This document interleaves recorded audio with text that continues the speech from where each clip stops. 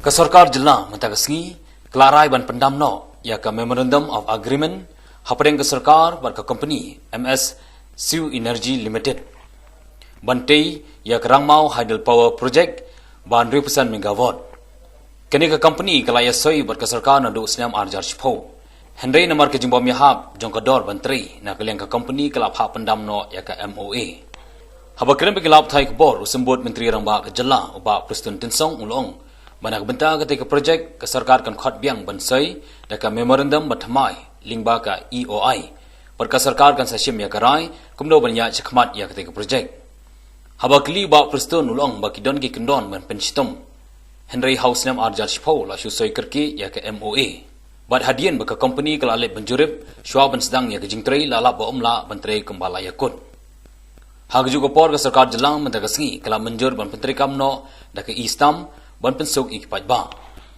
Proposal brought in by Power Department, and this is relating to cancellation of Memorandum of Agreement signed between the government of Meghalaya and the company MSS Siu Energy Limited for implementation of the 65 megawatt Rangmau Hydel Power Project.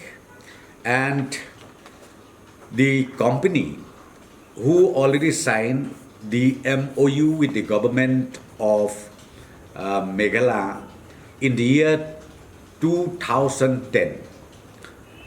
Ultimately, they sent the proposal due to the unfeasibility of the proposed project development of Rangmau Hydel project signed in 2010.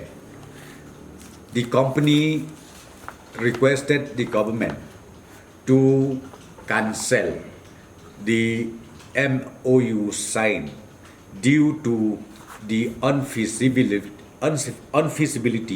of the project. So the cabinet today through Power Department has agreed to cancel the MOU signed between the government and the company known as MS Siu Energy Limited.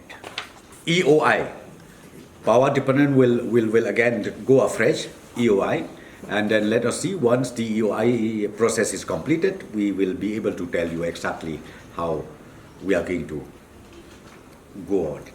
No, of course the clauses were there, but ultimately as SUBC, because that time in 2010, government hurriedly signed an agreement ultimately with the so-called that Siu company.